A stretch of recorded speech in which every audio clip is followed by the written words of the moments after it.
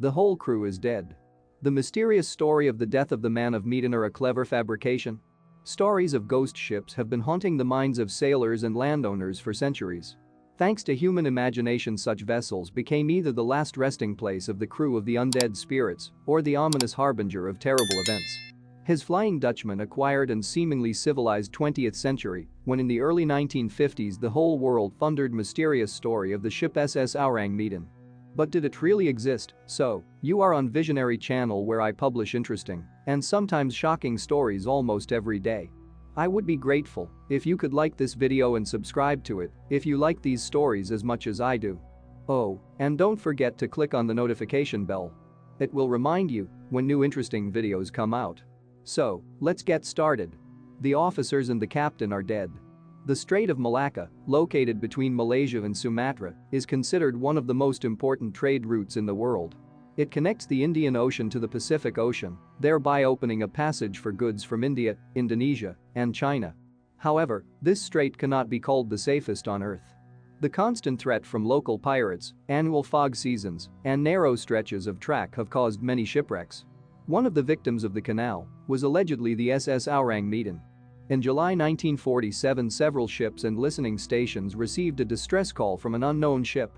The message was quite short, but no less frightening. After the SOS signal, the communicators heard a voice: "All the officers, including the captain, are dead in the wheelhouse and on the bridge. The whole crew is probably dead." This was followed by indecipherable Morse, and then the voice came again: "I'm dying." By triangulation, the radio operators determined the supposed location where the message had been sent. The nearest was the U.S. merchant ship Silver Star, whose captain immediately ordered the crew to set a course and prepare for a rescue operation. A drifting vessel was indeed found in the search area, with its name, SS Ourang Medan, prominently displayed on board. The Dutch ship Man of Medan, the Indonesian word for Ourang Medan, was silent when the rescuers arrived on board.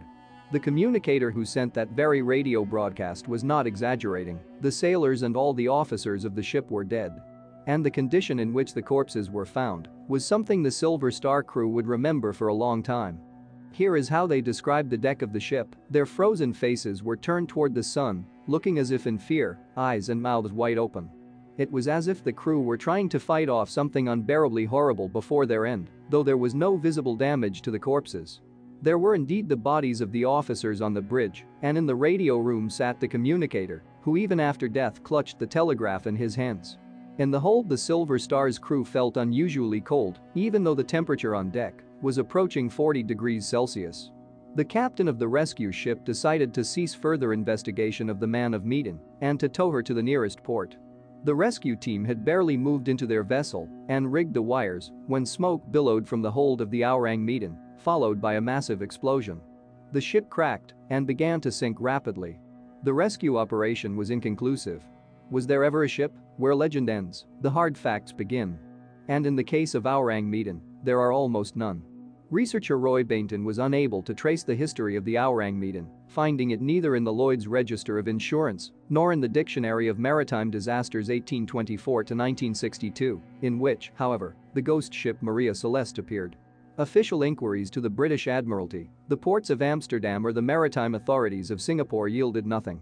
Since the Ourang Medan itself could not be found, it was worth turning to other members of the legend, namely the American ship Silver Star. And it was indeed found, but this discovery works against the legend rather than in its favor. According to the records in the same Lloyd's Register, the supposed Silver Star did exist, but was called the Silver Star Park, was built in Canada, and almost all the time made commercial voyages to Brazil. And at the time of the events of the legend it was named Santa Cecilia altogether.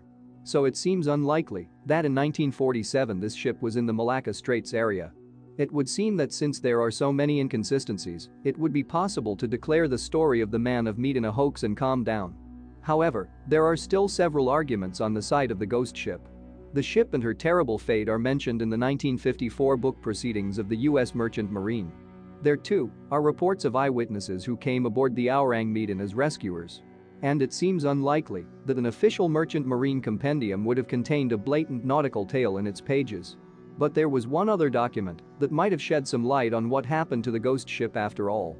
When Roy Bainton, who by this time had gone through almost all the official documents on the subject, was about to give up, He was contacted by Professor Theodor Zeiersdorfer, who had been hunting the mystery of the ship for decades.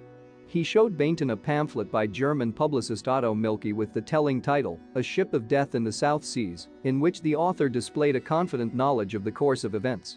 Mielke not only mentions the Silver Star, but also describes the ghost ship itself in some detail, down to the type of ship, its tonnage and other technical characteristics. However, the German does not back up his words. But he offers readers one of the main theories why the mysterious Ourang Medan never made it to its destination port. The Japanese, a submarine and aliens versions of what really happened, have surprisingly incorporated several popular conspiracy theories of the time. But the main one, proposed by Otto Mielke in his pamphlet, still seems the most plausible. The publicist believed that the man of Medan was carrying on board a dangerous cargo of potassium cyanide and nitroglycerin. Both substances are extremely dangerous when in contact with saltwater. So first there was a leak of poisonous gas, which killed the crew, and then the nitroglycerin finally buried all the evidence along with the ship itself. The presence of such a cargo, according to Mielke, could also explain why the ship was not mentioned in any official documents at the time.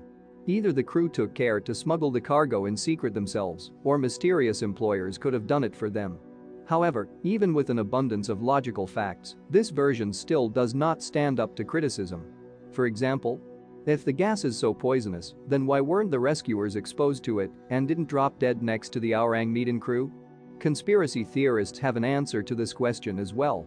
On board the Ourang Medan was not just cyanide, but the nerve agent tabun, which German scientists had developed as a chemical weapon. Because of its properties, it could have been dispersed by the time the rescuers arrived, and the Silver Star crew ended up being relatively safe. The tabun might have been transported aboard the ship from China, where it might have been taken during the Japanese occupation. Theories even involved the infamous Japanese Detachment 731, from which the Americans were supposed to take the remains of the chemical weapons after the war. An inconspicuous Dutch merchant ship, all references to which were concealed in order to preserve the secrecy of the voyage, was perfectly suited for this purpose. However, no evidence of such a theory was ever found. Among the versions were more outlandish, such as the popular at the time stories of German submarines and infrasound weapons wandering from the war. It did not take long for ufologists to come up with their own universal aliens are to blame. Not the least among them was Morris Jessup, who sought races of aliens in the Philadelphia experiment as well. However, the solution to the mystery may be much more prosaic than all the conspiracy theories presented. If you do a good search in the newspapers, the story suddenly has a very specific author. Silvio Shirley of Trieste. The story of the man from Medan was first printed in the Dutch-Indonesian newspaper Locomotive on February 3, 1948. True, that version differs from the one known now. For example, the Silver Star suddenly became an unknown American ship, and the action took place, not in the Straits of Malacca, but 400 nautical miles southeast of the Marshall Islands. Plus there is a living witness to the story, an unnamed German sailor who was one of the sailors on the Ourang Medan. He ended up on Tongi Atoll, not far from the Marshall Islands, where he managed to tell his story to the local priest before he died. The sailor said that the man of the Medan was transporting a cargo of sulfuric acid from China to Costa Rica, bypassing the authorities. He attributed the sad fate of the crew to the fact that the dangerous cargo was poorly secured. The crates were damaged and began to emit poisonous fumes that killed the entire crew. Except, of course, the only survivor. The priest shared the story he heard with Silvio Shirley from the Italian city of Trieste. It was from him that locomotive journalists learned about Ourang Medan. However, they added an interesting disclaimer at the end of the story. It may seem obvious that this is a fascinating sea novel. On the other hand, the author, Silvio Shirley, assures us of the authenticity of the story.